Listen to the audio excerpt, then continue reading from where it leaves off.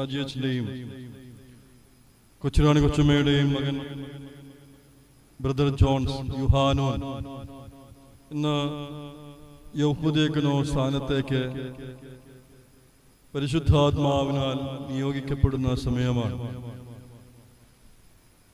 സെമിനാരി പഠനവും 4 വർഷം പൂർത്തിയാക്കിയതിനു ശേഷം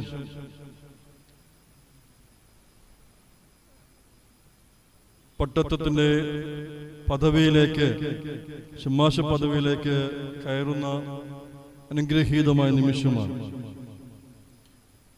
ഇന്ന് വായിച്ചയുടെ വേദഭാഗം നമ്മെ കൂടുതലായി ഒരു പുരോഹിതൻ എങ്ങനെയായിരിക്കണം എന്നതിനെ കുറിച്ച് വിശകലനം ചെയ്യുന്നു. യോഹന്നാന്റെ സുവിശേഷം 17-ാം അധ്യായത്തിന്റെ 13 മുതലുള്ള വാക്യങ്ങൾ. ഒരു പുരോഹിതന്റെ നിയോഗം എന്താണ് എന്ന് കർത്താവോട് പറയുകയാണ്.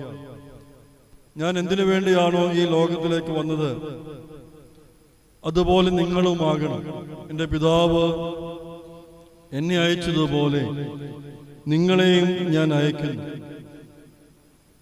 ലോകമല്ല, ഞാനാണ് നിങ്ങളെ തിരഞ്ഞെടുത്തത്. പിതാവ് സൂചിപ്പിക്കുന്ന വേദഭാഗം അവിടെയാണ്.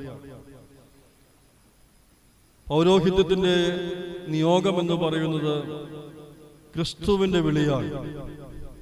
ഓരോ പുരോഹിതനും ക്രിസ്തുവിനെയാണ് പ്രതിദാനം ചെയ്യുന്നത്.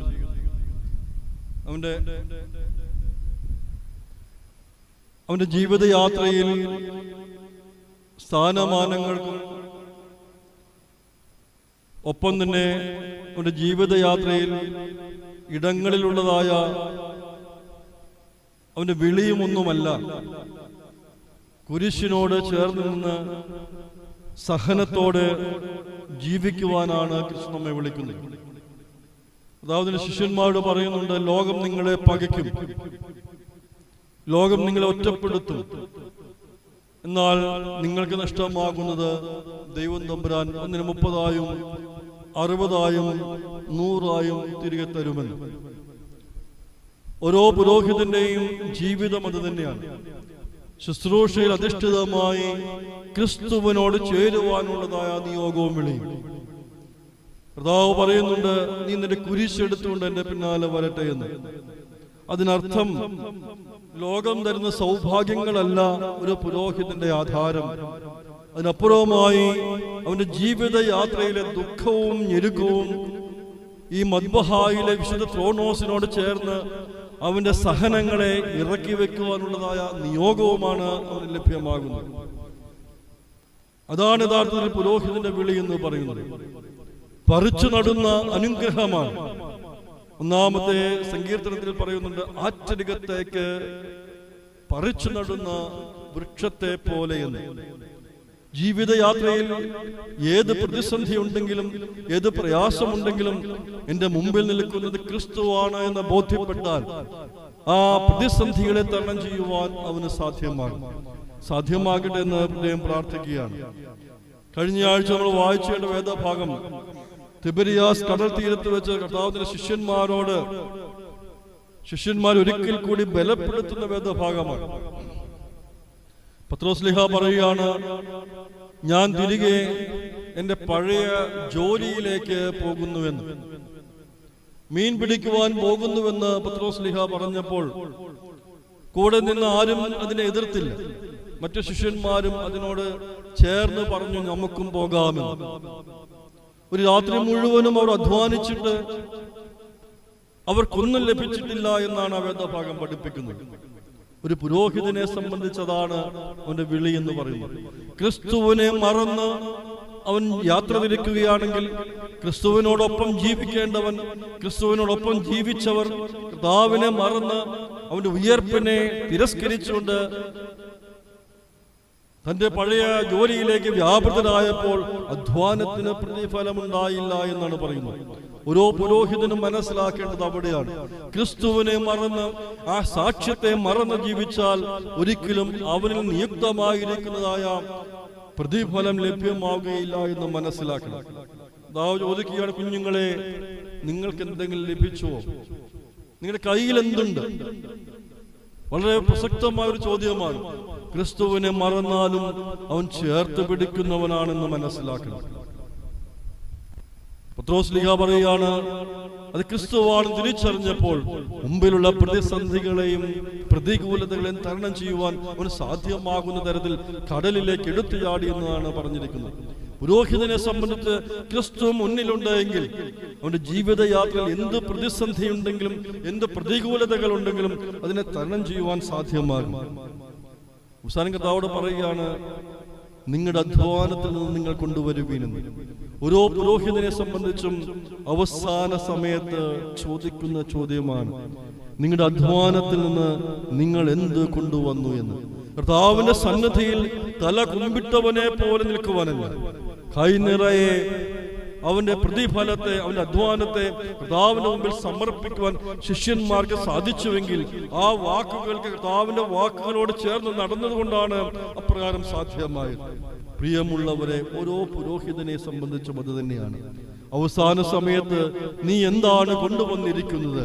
നിനക്ക് വേണ്ടി ഞാൻ മരിച്ചു, നിനക്ക് വേണ്ടി, നീ എനിക്ക് വേണ്ടി ഈ ലോകത്ത് എന്താണ് കൊണ്ടുവന്നിരിക്കുന്നത് ചോദിക്കുമ്പോൾ നിരാശരാകാതെ പ്രത്യാശയോടെ നീ ഏൽപ്പിച്ചതിന് 30,000, 60,000, 100,000 ഫലങ്ങൾ നൽകിയെന്ന് പറയുവാൻ സാധ്യമാകണം.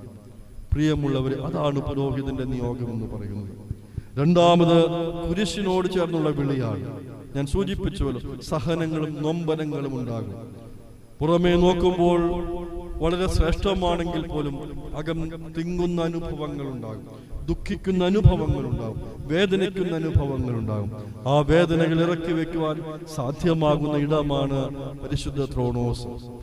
മൂന്നാമത്, ആ സഹനയാത്രയിൽ കുരിശ് നമ്മളെ അനാഥമാക്കി വിടുകയില്ല എന്ന് മനസ്സിലാക്കണം.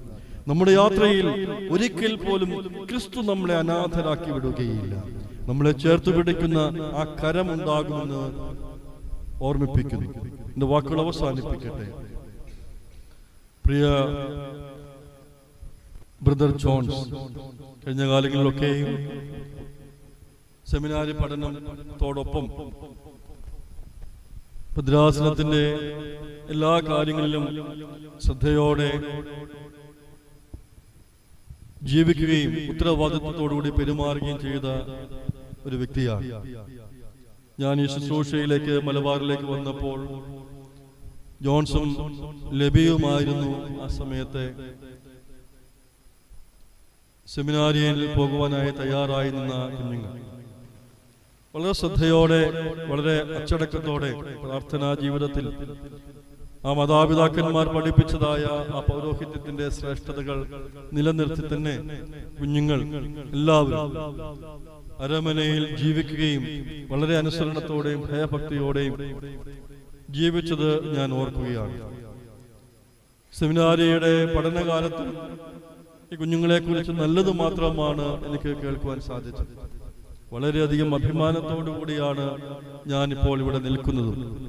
എൻ്റെ കുഞ്ഞുങ്ങൾ, പ്രത്യേകിച്ച് മലബാറിന്റെ മക്കൾ, ധൈര്യത്തോടെ പഠനകാര്യത്തിലായാലും ആത്മീയ കാര്യത്തിലായാലും വളരെ ശ്രദ്ധയോടെ സെമിനാരിയിൽ ജീവിച്ചു എന്നത് അഭിമാനത്തോടെ ഓർക്കുകയാണ്.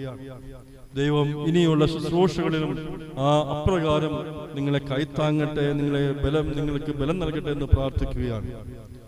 നമ്മുടെ തലകൾ കുനിയുവാനിടയാകാതെ അഭിമാനത്തോടെ ക്രിസ്തുവിന്റെ മുമ്പിൽ നിൽക്കുവാൻ നമുക്ക് സാധ്യമാകണം. അപ്പോഴാണ് ഓരോ നിയോഗവും ഫലവത്തായി തീരുകയുള്ളൂ. സാധ്യമാകട്ടെന്ന് പ്രാർത്ഥിക്കുന്നു. പ്രത്യേകിച്ച് അച്ഛന്മാരോട് എല്ലാവരോടുമുള്ള സ്നേഹവും നന്ദിയും അറിയിക്കുന്നു. അവരെ സ്വാഗതം ചെയ്യുന്നു. ഇന്നലെ വൈകിട്ട് തന്നെ സെമിനാരി വിദ്യാർത്ഥികൾ ഇവിടെ എത്തി.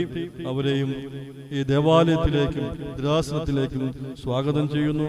ശുശ്രൂഷ ആരംഭിക്കുകയാണ്. ദൈർഘ്യമേറിയ ശുശ്രൂഷയാണ്. പ്രാർത്ഥനയോടെ ആയിരിക്കണമേ എന്ന് ഓർമ്മിപ്പിക്കുന്നു. പരിശുദ്ധാത്മാവ് നിങ്ങളുടെ പ്രാർത്ഥന മൂലം ഈ കുഞ്ഞിന് ലഭ്യമാകുവാൻ ഇടയാകട്ടെ എന്ന് പ്രാർത്ഥിച്ചുകൊണ്ട് എൻ്റെ വാക്കുകൾ അവസാനിപ്പിക്കുന്നു. ദൈവം തമ്പുരാൻ നമ്മളെല്ലാവരെയും ഒരുപോലെ അനുഗ്രഹിക്കുന്നു.